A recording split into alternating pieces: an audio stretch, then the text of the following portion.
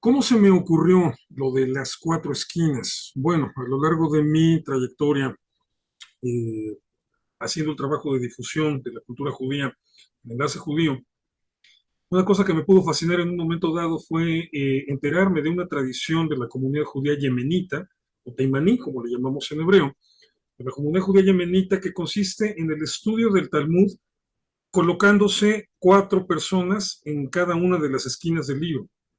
¿Por qué? Porque de esta manera se cree que se complementa el punto de vista que se analiza. Cada quien aporta lo suyo propio desde su experiencia, desde su conocimiento, desde sus inquietudes, y de esta manera, ubicando a una persona en cada una de las esquinas del Talmud, que es nuestro libro básico de estudio, se va creando una experiencia educativa, una experiencia formativa mucho más completa. Entonces, bueno, en un momento dado quise llevar esto a un nivel académico. Y bueno, afortunadamente con el Instituto Shalem pude entrar en contacto con académicos importantes, destacados, tanto en el medio judío como en el medio internacional, y bueno, integrar este proyecto en el cual vamos a abordar desde cuatro diferentes perspectivas temas bíblicos que durante este año estarán concentrados en el Génesis y que ahorita vamos a comenzar con la creación. La perspectiva que a mí me toca aportar es la de la crítica textual. En un sentido muy estricto, la crítica textual se enfocaría en tratar de reconstruir el texto en su forma original, es decir, el trabajo que le llamamos técnicamente el trabajo ecdótico. Pero por supuesto, esto es un trabajo muy complejo, muy especializado y quiero ofrecerle al público en esta ocasión algo un poco más amplio y que dé contexto. Entonces, no nada más se va a tratar de analizar lo que puede decir un texto en su forma original, sino cómo se entiende, cómo se vive o cómo surge en su contexto histórico original. La parte fascinante de la crítica textual bíblica es que es la que nos acerca a la dimensión humana de la Biblia, que más allá de nuestra creencia en el texto bíblico como un texto sagrado, una cuestión religiosa, desde esta perspectiva académica nos abocamos al estudio de todos los fenómenos humanos que pueden determinar, que pueden darle forma, que pueden darle contenido a los pasajes bíblicos. Porque el autor bíblico y su público original tenían una vida, tenían inquietudes, tenían problemas, tenían situaciones que resolver, que enfrentar. Y todo eso necesariamente se refleja en el texto bíblico. Entonces, a partir de la crítica textual, por ejemplo, yo voy en el relato de la creación, voy a platicarles un poco de cómo se entendía el fenómeno de la creación en las otras culturas mesopotámicas, cómo nos lo cuentan otros textos, los relatos de cómo fue creado el mundo, de cómo se combatió contra el caos primordial, etcétera, para ir marcando los aspectos en los que el texto bíblico tiene similitudes sobre todo literarias, y diferencias profundas de concepto y de pensamiento.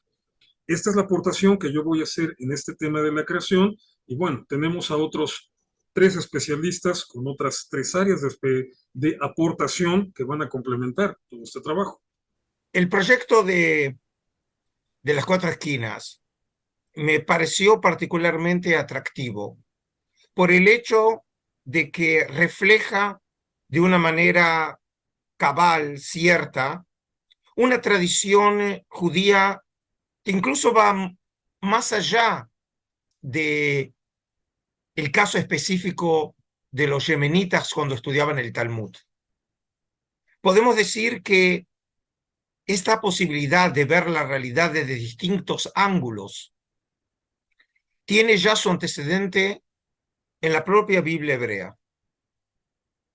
Por ejemplo, para el caso vale una anécdota. Hace años atrás, un alumno se acercó y me preguntó, doctor Reutemann, ¿cuál es la idea de Dios en la Biblia hebrea?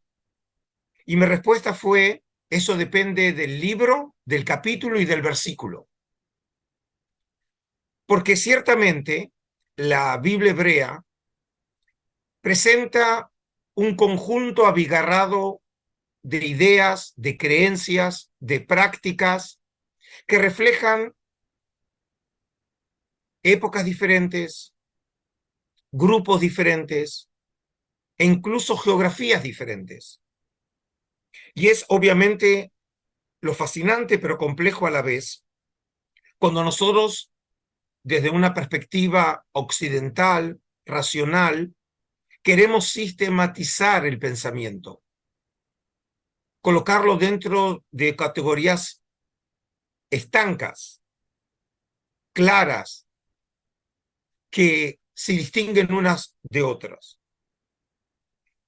Y en el caso precisamente de esta aproximación, como dije, como una buena tradición judía, de que una realidad puede ser vista desde distintos ángulos, creo que precisamente refleja una manera de pensar judía, que lo encontramos ya en la Biblia hebrea, que se continúa con la Mishnah y luego con el Talmud, y luego obviamente en la historia del pensamiento judío.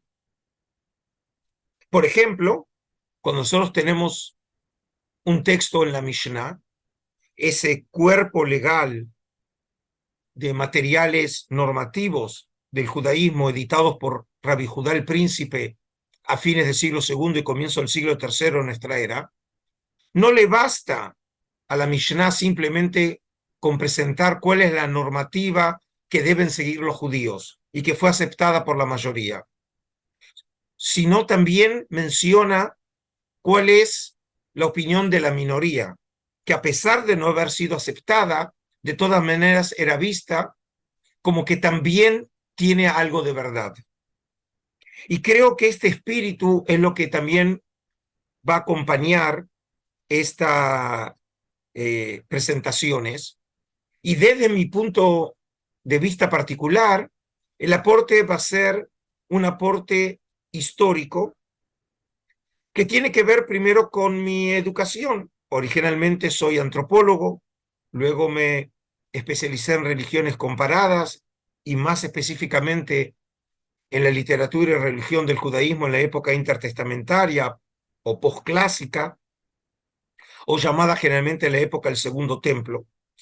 Y en este sentido, entonces, desde mi perspectiva, cuando analicemos temas como, por ejemplo, el de la creación, lo que me va a interesar es ver cómo los textos bíblicos no solamente dicen cosas, sino en muchos casos también no dicen otras cosas. No es simplemente la palabra, sino el silencio. Y ese silencio tiene que ver con otras ideas, creencias, literaturas que también hablan de esto mismo. Y lo que me va principalmente a interesar en lo particular es la polémica. Es cómo los textos bíblicos en realidad son textos que enfrentan ideológicamente una realidad y no hablan de verdades metafísicas, sino de verdades concretas que los hombres de esa época, hace miles de años, creían, y el pueblo de Israel, frente a esas tradiciones ya existentes, trataron de desarrollar su propia perspectiva de la realidad, en este caso, del tema específico de la creación. En primer lugar, me da mucho gusto participar en este proyecto con otros colegas y otras perspectivas de interpretación, porque como dice en la literatura rabínica, Shivim Panim la Torá tiene 70 rostros, 70 facetas, es un texto polisémico que tiene múltiples interpretaciones, y esa riqueza interpretativa que uno la ve en la Biblia clásica, llamada Mikraot Gedolot, por ejemplo, o la Biblia rabínica, donde está el texto bíblico, las traducciones arameas, los comentarios del siglo XI, del siglo XV, del siglo XIV, o sea, hay como un mosaico de interpretaciones, esa visión de una pluralidad, porque la palabra divina se entiende como tan saturada de sentido que nunca se puede extraer plenamente, ninguna perspectiva humana puede agotar un texto concebido como un texto revelado y divino. En mi caso particular, mi aporte será desde la perspectiva de la Kabbalah o la mística judía. La Kabbalah es un fenómeno muy complejo, que hoy en día el nombre es muy difundido y aparecen con esta palabra desde elementos de charlatanería sin fundamentos hasta posiciones muy serias. Nosotros sabemos, por lo menos desde finales del siglo XIX, con los primeros historiadores y particularmente con la figura de Gershom Scholem, uno de los grandes historiadores judíos del siglo XX, uno de los grandes intelectuales judíos del siglo XX, que él muestra cómo la Kabbalah es parte integral de la vida judía y ha ocupado un lugar fundamental dentro de la comprensión y la interpretación de los textos sagrados. Entonces, mi aporte será en cada uno de los temas que se van a tocar, justamente traer algunas de las perspectivas del misticismo judío, que uno lo puede llamar Kabbalah en un sentido amplio, o lo puede llamar Torata Soda Yehudit, como lo llama la obra monumental del profesor Yosef Dan, es decir, la teoría esotérica del judaísmo. Y lo interesante es que el judaísmo es una tradición interpretativa. Esto es algo fundamental para entender el fenómeno judío. Y en mi caso particular, justamente cuando el texto bíblico ya está canonizado o está terminado de ser considerado un texto cerrado, sagrado, que no se puede modificar, eso no genera un cierre, sino al revés.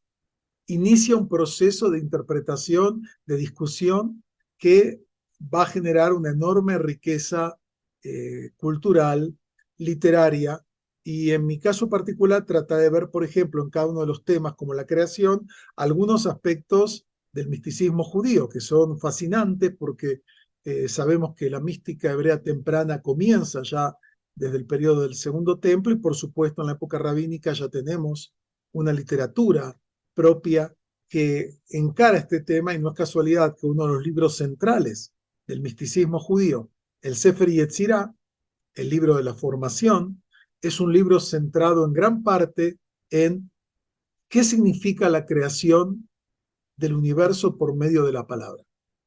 Y esto es un poco lo que analizaremos en los 4 temas que tiene este programa. Que vamos a tener en estos encuentros es que va a haber oposición, va a haber contradicciones. Por eso no estamos los 4 en una misma esquina, pues se llama las 4 esquinas. No es como un boxeo donde están entre 4 boxeadores. Estamos viendo una perspectiva, estamos viendo el mismo hecho desde 4 perspectivas. Hay un hecho que es muy interesante que heredamos en el judaísmo. Yo viví por muchos años en una zona de Brooklyn, en Nueva York, que se llama Borough Park, que es quizás el centro del judaísmo ortodoxo. Y en cada cuadra, en cada esquina hay yeshivas. Y si uno a la mañana, yo estoy caminando por ahí y están estudiando, parece que se están gritando, y parece que están peleando, y no, están estudiando. Y lo lindo es que en nuestra tradición podemos discutir y no tomamos las cosas como se nos dicen, sino que queremos profundizar un poco más. En el periodo intertestamentario se estableció que nadie podía hablar en el Sanedrín, que era el cuerpo legislativo que se estableció después del cautiverio de Babilonia.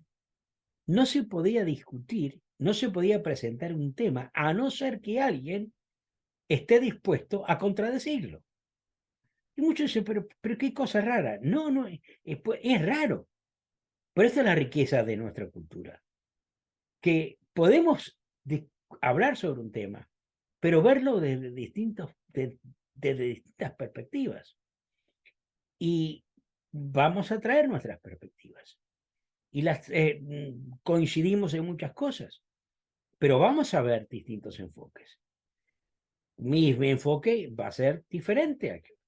Si yo estoy en una esquina y veo un accidente de automóviles y yo estoy parado en una esquina y hay alguien que está en la esquina opuesta, va a decir el vehículo tal vino de derecha a izquierda, mientras yo lo veo desde otra posición, no, vino de izquierda a derecha. Y los dos estamos en lo correcto. ¿Por qué? Pero estamos en distintas posiciones. Y si nosotros vemos un accidente de automóviles, ¿verdad? Y estamos parados en una intersección que tiene 4 esquinas, Los cuatro vemos el mismo accidente, pero los cuatro vamos a verlo en forma distinta, porque estamos parados en posiciones distintas. Es por ello que esta hermosa traducción yemenita de estudiar el Talmud de cuatro esquinas nos da la oportunidad de ver las variantes que puede tener un pasaje. Y no vamos a entrar aquí sobre qué pasaje, sino sobre el hecho mismo, que la riqueza que tiene esta discusión es que podemos ver el mismo texto y los cuatro podemos tener una distinta opinión, sin quitarle la validez que tiene el texto en sí mismo. Y no siempre se da esta oportunidad de que cuatro personas que hemos tenido el privilegio de trabajar en estos textos, en estos temas por muchos años, se nos dé la plataforma de hacer este simposio. Y yo creo que es una oportunidad única, va a ser único para mí. Y espero que muchos puedan estar disfrutando de la posibilidad de ver esto, de estudiar estos temas desde cuatro perspectivas. Y no quiero entrar en cuál hacer cada uno de ellas, cada uno tiene nuestra propia posición. Pero el valor de esto es que va a haber distintos puntos de vista.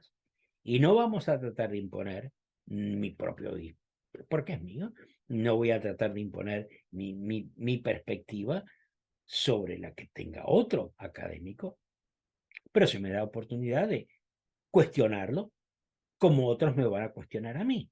Y ahí está la riqueza de este programa, el poder hablarlo francamente, sin ningún tipo de acrimonía, sino en un enfoque cultural entre amigos, donde podemos discutir temas que son para nosotros de muchísimo valor y verlos desde distintas perspectivas.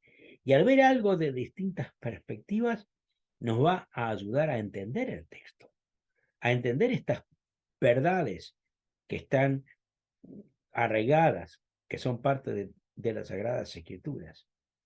Las cuatro perspectivas, las cuatro esquinas, es una perspectiva fabulosa.